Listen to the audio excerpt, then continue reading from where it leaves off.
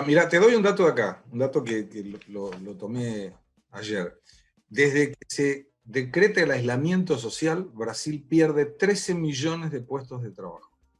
En el momento que se empieza a flexibilizar la cuarentena, 20 días en San Pablo nada más, que aquí también es el 36% del Producto Bruto Interno, se recuperaron 3.100.000. El 50% de todo lo que se perdió desde febrero se recuperó en 20 días. Lo cual vos ves que hay una demanda contenida para salir a trabajar, para salir a producir. Aquí el lunes, mañana, estaría disponible, según la autorización del gobierno del estado de San Pablo, para que puedan abrir bares, restaurantes y peluquerías. Se va a abrir el 6 por determinación del intendente. Pero es como que la gente ya, no te digo le perdió el miedo, le tiene respeto, pero no lo deja en pánico, porque acá podés salir a la calle, ¿no? Y ahí la tenemos a María Laura Mirsi, que es conductora de la radio Uptown, que además tiene un programa increíble que se llama Seguí Viajando, que es muy bueno, porque da informaciones y además en este momento de pandemia, y que hoy nos va a presentar dos cosas. Nos va a presentar primero al próximo invitado, Fausto, y nos va a dar algunas ideas de quién será el entrevistado sorpresa, porque hoy arrancamos con el entrevistado sorpresa. Para quien nos está viendo, le contamos que es un entrevistado que ni Fausto ni yo sabemos quién es, y nos vamos a enterar minutitos antes cuando María Laura nuevamente entre en el aire y nos diga a quién vamos a entrevistar. Así que va a ser realmente muy interesante. Buen día, María Laura, ¿cómo estás? ¿Qué tal? ¿Cómo te va, Gustavo? Hola, Fausto, gracias por la presentación. No, por favor, contanos a quién vamos a entrevistar ahora con Fausto. Ahora vamos a entrevistar al doctor Pablo Broder. Él es doctor en Ciencias Económicas, escribe para Editorial Perfil, y les cuento algunos de los libros que escribió: Fundamentos de la Economía, Desarrollo y Estancamiento en el Proceso Económico Argentino, La Argentina y el Mundo, la convertibilidad en crisis, La Argentina de la postconvertibilidad, 2 años en la era K, Mitos y realidades en la era K y El ocaso de la era K. Bueno, vamos a quedar una hora hablando, me parece, con Pablo. Es muy bueno. Y adelantanos, ¿con quién vamos a estar a las 10:40 en la entrevista sorpresa? No nos vas a decir quién es. No te voy a dar el nombre. Pero, a ver, danos algunas indicaciones. Te digo que es un técnico. Él fue técnico de una selección de un deporte no es muy popular, pero es muy conocido, se juega mucho acá en la Argentina. Y si te digo que llevó a ese equipo a la final en el año 2007, ya te estoy diciendo todo. Y es un líder increíble. Parece que Fausto ya sabe quién es. Yo no sé quién es. Es bueno, como líder, vale la pena escucharlo como líder. Buenísimo. Bueno, entonces, María Laura, gracias por presentar, y si el control lo permite, lo ponemos aquí ya a conversar con nosotros a Pablo, ¿sí? A ver si lo tenemos ahí. Está el doctor Pablo Broder. Un placer presentarlo, y los dejo con el doctor Pablo Broder. Muchísimas gracias, María Laura. Que sigas. Gracias, Laura. Gracias. Buenos días, doctor Pablo Broder. ¿Cómo le va? Mi nombre es Gustavo Cedé. Estamos Buen día.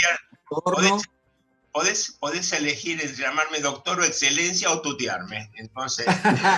Preferimos tutearte entonces, Pablo, porque estamos a las 10 de la mañana. Nosotros defendemos, por supuesto, los títulos académicos, pero valoramos mucho a la persona por lo que la persona es, por su nombre, y no por lo que viene adelante, el licenciado, el doctor, lo que sea. Así que muchísimas gracias por atendernos en la mañana de este domingo. Vos sabés que yo tenía un viejo amigo en la facultad que decía: si somos todos generales, ¿quién va a cuidar a los chanchos? Muy bueno. Ahora, con todos los libros que escribiste, además todos con títulos espectaculares, no sé, vamos a hacer lo siguiente. Fausto, arrancá vos. Vamos. Me contengo. Vos querés ir por los libros, pero yo quería ir por la experiencia. Pablo tiene bastante experiencia en el tema del banco que al estilo Yunus. ¿No es así, Pablo? Sí, sí, te escucho. La verdad que me gustaría que cuentes un poquito, no todo el mundo sabe quién es Yunus, qué es lo que hizo, y qué ideas planteó él, que han sido realmente novedosas en materia de crédito, asistencia a la gente de menores ingresos, y me gustaría que hicieras una introducción para el que no tiene la más remota idea de quién es el señor Yunus. Bueno, pero antes quería, Fausto, un gusto conversar con vos y por sobre el halago de la presentación de Gustavo, les quiero decir que para mí es un gran placer conversar tanto contigo, que sos un reputadísimo economista, como con Gustavo, que es un idem periodista, de modo tal que para mí es un placer estar compartiendo esta mañana de domingo con ustedes. Gracias, Pablo. No, por favor, es absolutamente merecido.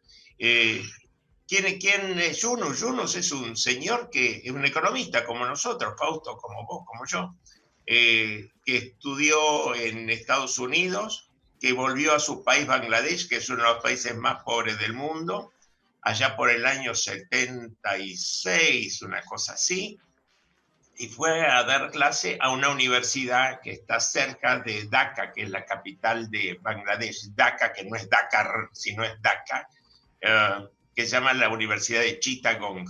Ahí enseñó economía, y él en su libro, que se llama Hacia un mundo sin pobreza, él cuenta que después de enseñar varios años, como te puede haber pasado a vos, Fausto, a mí, los dos tenemos experiencia universitaria, nos dimos cuenta que enseñar las vacuas teorías económicas sin un fundamento, sin un anclaje en la realidad cotidiana del país en el cual estás inmerso, no le servía de nada. Entonces se le ocurrió esa idea del Banco de los Pobres.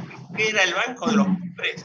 Era prestarle plata a los que no tenían, pero sobre una base fundamental, que signifique no regalo, no dádiva, que sea simplemente para trabajar, simplemente para proyectos productivos. Si alguien le decía que yo quiero plata para comer, él no le daba, pero tenía un mecanismo sumamente novedoso con una metodología correcta de solidaridad grupal, de proyectos sustentables, de sumas muy chicas de préstamos y a su vez devoluciones semanales para que la amortización de la deuda no fuera gravosa para el deudor, y un sistema de reuniones también semanales donde ahí se hacía la devolución de los préstamos. Yo tuve oportunidad 2 veces de ir a Bangladesh, les digo que es el país más pobre del mundo, donde de pronto te sentís aterrorizado por el estruendo y la miseria, ambas cosas juntas, pero tuve oportunidad de participar en varias reuniones de esas reuniones de deudores, que son las agrupaciones de los grupos que se forman para los préstamos, y se hacen, la filosofía también es que el cliente, él lo llamaba cliente, nunca lo llamaba beneficiario, siempre lo llamaba cliente, por más que hay gente que no tenía prácticamente para comer. Y las reuniones de los grupos para proceder a la devolución con un coordinador se hace en la localidad y en el área, en el barrio donde estaban los grupos. O sea, el banco Grameen, que es un enorme banco, va al cliente y no es que el cliente vaya al banco. Y esto tuvo un desarrollo fenomenal, tanto en Bangladesh, obviamente, como también se extrapoló a la India y a su vez a otros lugares. A mí me llegó este tema del banco a mérito del libro de Yunus, que se llama, como les dije, Hacia un mundo sin pobreza, que me lo regalaron por un cumpleaños. Y yo ya me había retirado de una empresa donde yo era el director general, y se me ocurrió pensar algo parecido en otro orden. Ya me había retirado también de la universidad, y de reiterar, de revalorizar a través de la aplicación del sistema de Yunus la solidaridad sobre una base sustentable y de redignificación de los pobres. Y entonces empecé a armar ese grupo, esa fundación. Nosotros nunca llegamos a ser banco y que lo seguimos siendo Fundación Grameen Argentina. No sé si como inicio te basta, Fausto. Me basta, me basta. Sí, a mí siempre lo que me gustó de Yunus fue, creo que él entendió las cosas muy, muy bien, y entendió la solidaridad bien entendida, o sea, la solidaridad incluso dentro de los grupos de gente muy pobre, donde uno conoce muy bien en las situaciones de alta pobreza, donde es muy común la solidaridad dentro de los grupos, dentro de los barrios, dentro de las comunidades. Y eso ha permitido que haya sido corresponsables en la devolución de los créditos. Los créditos, esa es la gran fortaleza de todo esto, ¿no? Y siempre me pareció una gran idea. Y aquí, ¿cómo andas vos con la fundación? Yo en la fundación tuvimos un inicio sumamente auspicioso. Llegamos a tener unas 100 réplicas a lo largo del país, pero nos topamos con una pared, chocamos contra una pared que era la crisis del 2001 al 2002. Nosotros teníamos convenios de acuerdo con el Banco Nación, con algún par de bancos que después se fundieron también en esa crisis. Y en este momento estamos más o menos en unos 40 lugares, pero no haciendo el founding, sino que el fondeo lo hacen directamente las entidades que los organizan en distintos puntos del país.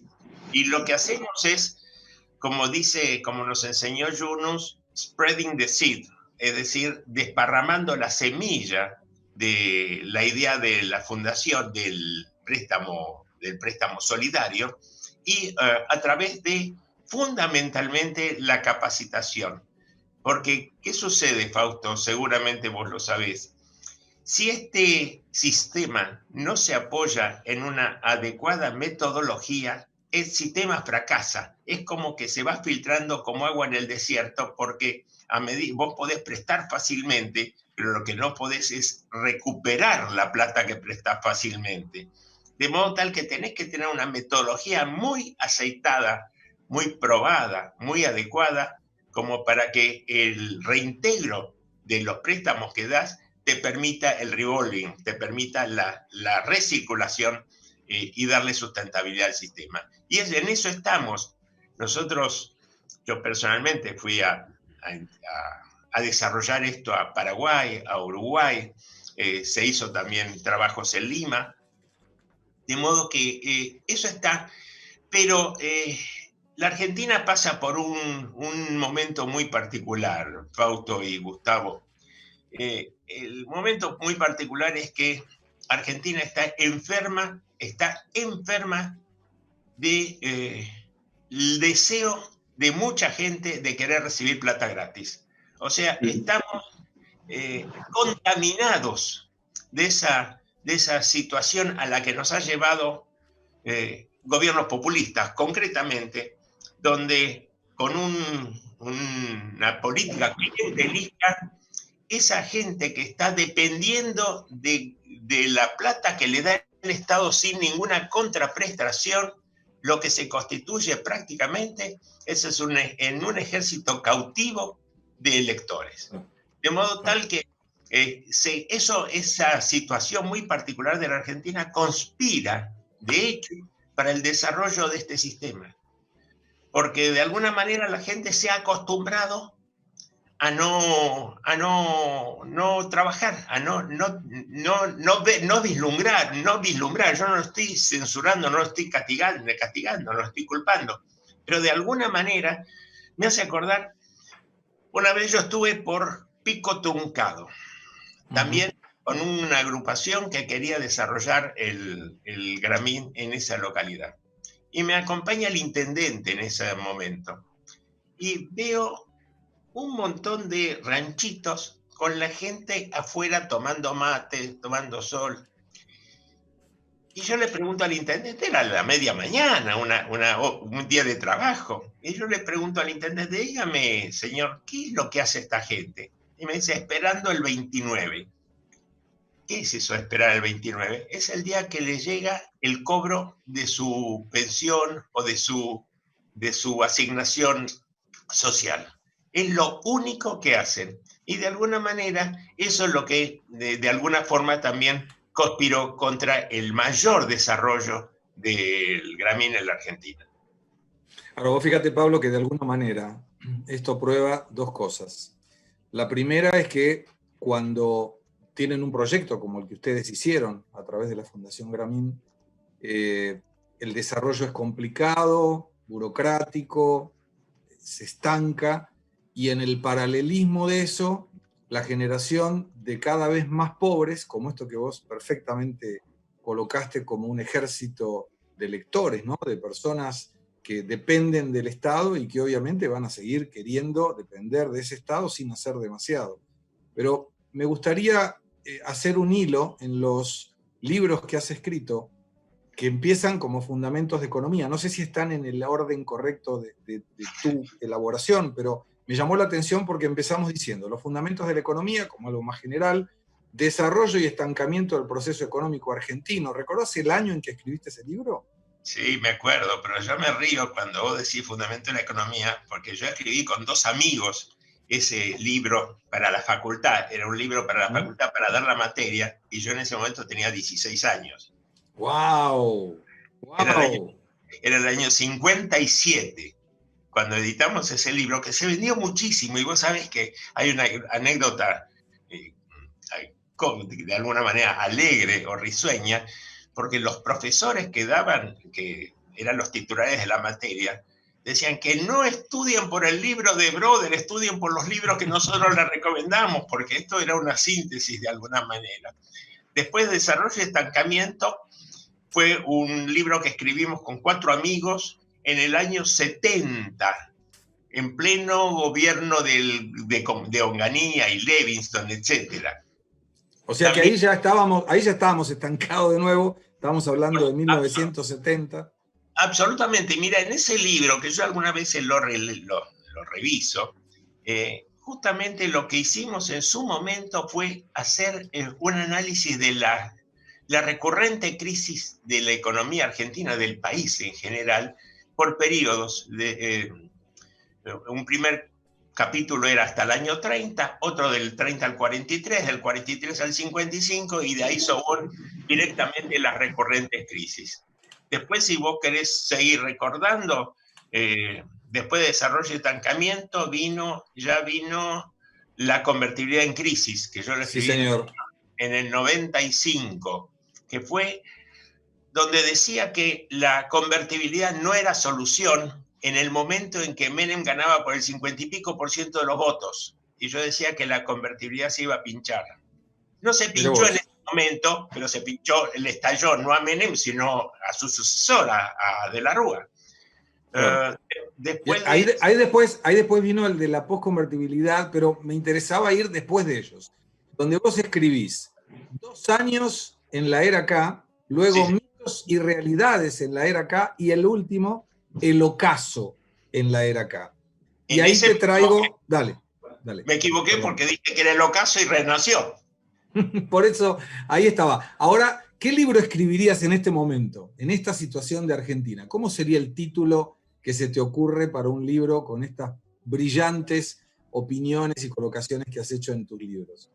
Mira, gracias por esos elogios, pero de alguna manera yo escribí un artículo, yo colaboro con el diario Perfil, escribo asiduamente, y acabo de escribir un artículo que va a contramano de mi casi secular optimismo, pese a mis años, pese a mis canas. Soy un optimista por naturaleza, pero ahora lamentablemente no soy optimista, y escribí un artículo que se llama, yo no sé si salió hoy o si va a salir en estos días, La Argentina sin futuro. Y la Argentina, a mi criterio, en este momento no tiene futuro. Sí, no tiene futuro. Estamos inmersos en crisis recurrentes, de salto en salto y de hundimiento en hundimiento, donde cada paso que se da es un poco peor. En el medio de una pandemia, mientras tanto tenemos una serie de acontecimientos en la economía que la están destruyendo.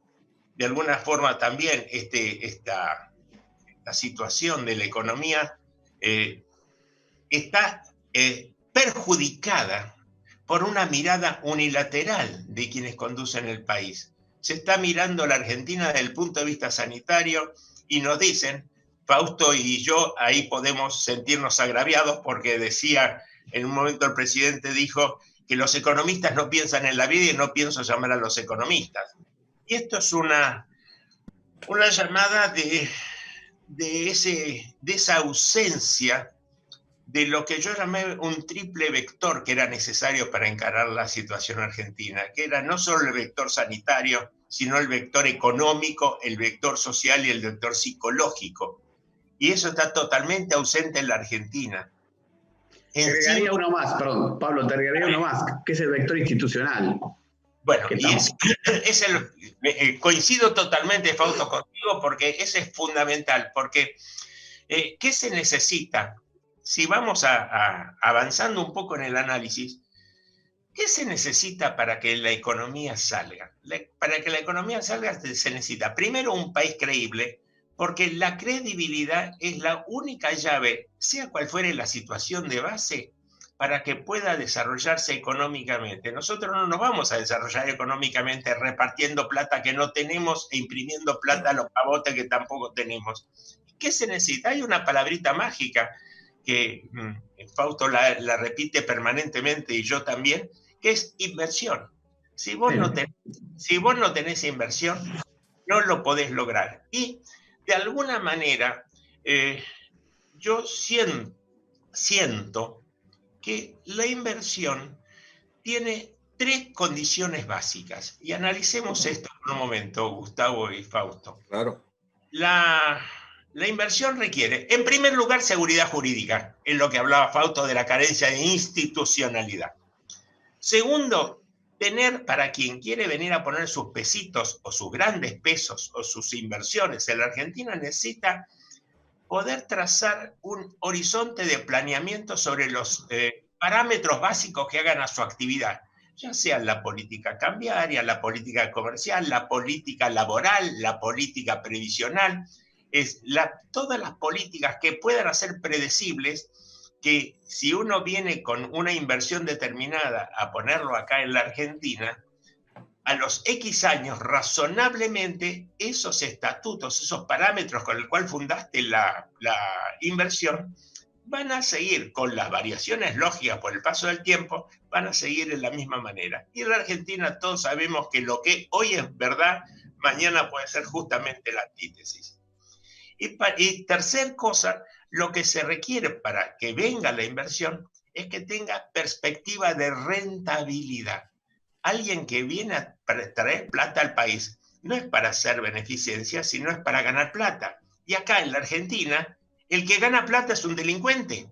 De alguna manera, por un lado, tiene un socio obligado, que es el Estado a través de una carga impositiva imbancable.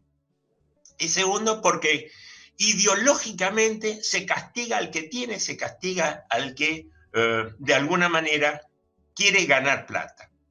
Y termino para redondear el tema de la falta de futuro, porque para que se den esas tres condiciones que son concurrentes, o sea, seguridad jurídica, estabilidad en los parámetros y perspectiva de rentabilidad, hay unos requisitos que para mí son básicos. Así como está en Argentina, nos damos cuenta que esos tres factores concurrentes prácticamente no existe ninguno.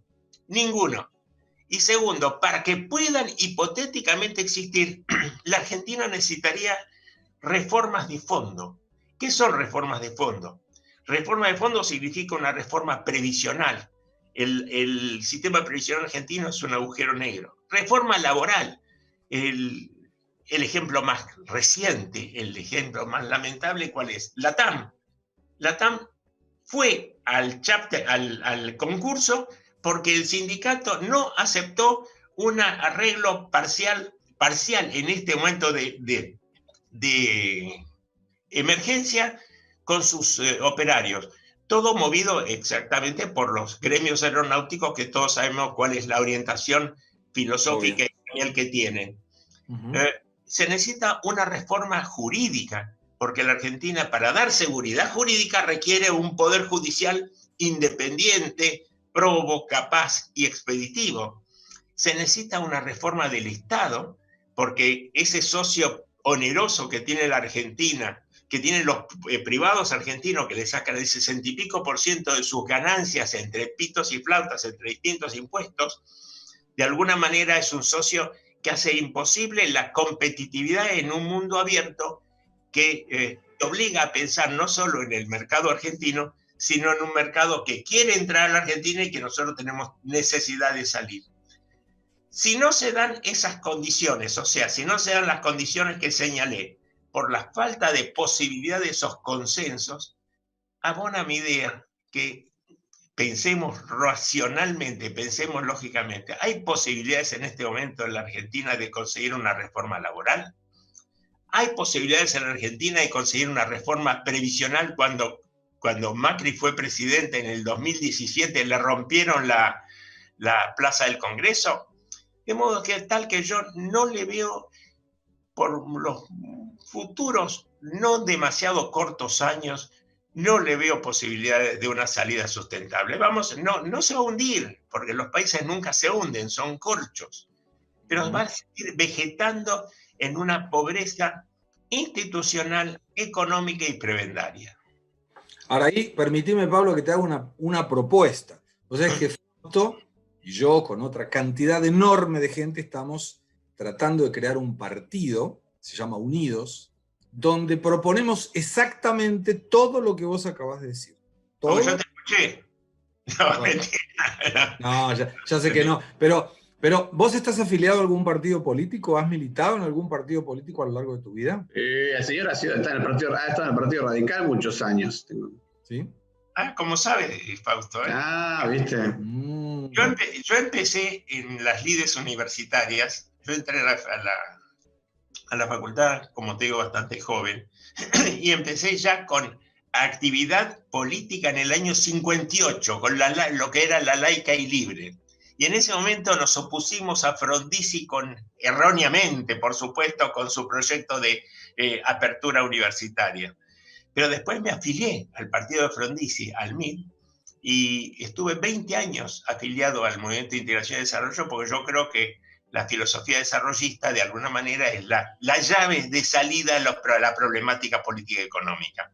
Y posteriormente, de hace muchos años, yo soy un viejo afiliado a la Unión Cívica Radical, en el cual tuve el honor de ser, por un lado, asesor de algunos presidentes, y por otra fui viceministro de Economía en un invento, que no fue invento, sino invento por la aplicación en la Argentina, de cuando Rodolfo Terraño, sí, fue presidente del Comité Nacional de la Unión Cívica Radical, recreó lo que se llamaba el gabinete de la oposición, el gabinete en las sombras, que alguien dice, ¿por qué es un gabinete oculto? No, se llama Shadow Cabinet, vos lo debes saber muy bien, Gustavo y Fausto, porque es el gabinete, es un invento inglés prácticamente, que cuando asume un partido político la conducción en Inglaterra, simultáneamente en la oposición se recrea un gabinete para que siga todas las políticas, de modo tal que cuando le toca el turno, está en antecedentes, prácticamente se desplaza como sombra del gabinete oficial en la acción pública. Y en ese caso yo fui viceministro de Economía del gabinete de Terraño. Te queremos en Unidos, ¿eh? Te queremos en Unidos, Pablo. Sos un fenómeno. No soy un fenómeno. No, yo encantado aparte yo, Gustavo, te sigo permanentemente en tus presentaciones, permanentemente, gracias, porque de alguna manera coincidimos básicamente en la óptica que tiene que ver con aportar una mirada sensata, intento dar una mirada sensata a la problemática del país, sin discurso y sobre todo sobre bases que puedan tener cierto andamiento práctico de alguna manera. Pero yo estoy encantado, no sé, bueno, Fausto. Yo estoy encantado de arrimarme a tu Unidos, ¿eh? Vamos, es nuestro. Vamos. Y te comprometemos para otro domingo, Pablo, si nos das la honra de volver a escucharte, porque es un privilegio escuchar tu experiencia, tu sapiencia y, por supuesto, tus propuestas. Fausto. Estoy contentísimo. Me parece que la experiencia de Pablo es excelente. Ha podido andar por los caminos de la política. Me acuerdo del gabinete de Terraño, que después cayó porque en realidad Terraño no fue candidato finalmente de Alianza, sino que terminó siendo de la Rúa. Entonces, todo lo que había planteado Terraño, que es uno de los grandes políticos que tuvo Argentina, creo yo, Terraño, después quedó en el pasado, pero la idea era genial. Y me acuerdo que hasta fue el gabinete presentado en un programa de televisión. Entonces, en ese momento estaba Neustadt o quién, ya me voy a acordar qué programa era, pero me recuerdo muy bien esa experiencia y me pareció una experiencia excelente, ¿no? La idea es suplantar cuando haya un cambio de gobierno, se suplanta el gabinete y todo funciona de la misma manera, ¿no? Hay una institucionalidad muy fuerte. Eran épocas en que Argentina estaba yendo hacia una mejora institucional, ¿no? Así que... Te agrego algo, Fausto, a lo que vos decís. Ese gabinete, del cual yo tuve el honor de formar parte, estaba con algunas personas, algunos personajes de una valía, de una calidad personal y académica impresionante. O sea, era un placer participar de las reuniones por fuera de los trabajos que se hacían. Y lo de Terraño, hablamos recién de la TAM y de la injerencia de los gremios de aerolíneas en este desastre que ocurrió también, que es la desaparición de una aerolínea que tenía, dicen, no me constan, 1.700 personas que pueden quedar en la calle por la TAM, y de pronto los gremios aéreos dicen que la culpan a la TAM de dejar en la calle a 1.700 trabajadores por la propia inacción o por la propia acción destructiva de los gremios para impedir una solución.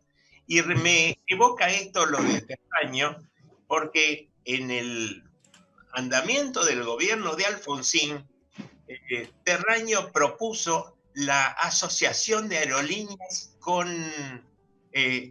España era. ¿Con? La de España era, la española. No, Iberia no, era la sueca. La sueca. Sí. Desapareció con la SIS, la SAS. Creo que era SAS. Y lo que hacía era todo ventaja, porque Aerolíneas quedaba con el 51% y ellos estaban el 49%. Era la compañía europea que tenía rutas no competitivas, sino concurrentes con Aerolíneas. Aerolíneas cubría una parte y SAS cubría otra. Todo ventaja, y sin embargo, en su momento, gobiernos populistas hablábamos, Eduardo Menem en el Congreso llegó a decir: nos quieren privatizar Aerolíneas, ya pronto van a querer privatizar la Casa de Gobierno. Y el proyecto, por supuesto, el buen proyecto, fracasó. Bueno, muchas gracias, Pablo. Ya entró María Laura, así que eso significa que tenemos que cambiar de entrevista. Gracias, Pablo. Un placer y un honor como siempre. Bueno, muchas gracias. Y ¿Vos sabés? ¿Puedo contar de dónde nos conocemos, Pablo? ¿Cómo no, María Laura? No te conozco de chiquita. De chiquita me conoce porque Pablo fue un gran directivo de una empresa nacional muy importante que fue DOL, trabajó con mi madre. Así es, qué lindo. Tu mamá tenía un rol importante y yo terminé siendo el director general de Odol hasta que se vendió a Colgate. Muchísimas gracias, Pablo. Gracias. Un placer, Pablo. Un placer estar con ustedes y espero que con gusto voy a tener el gusto de aceptar la invitación de Gustavo de repetir este encuentro cada vez que lo necesiten. Vamos. Gracias, Pablo. Un gusto muy grande, que sigan muy bien. Adiós, gracias, Pablo. Un gusto. Un gusto.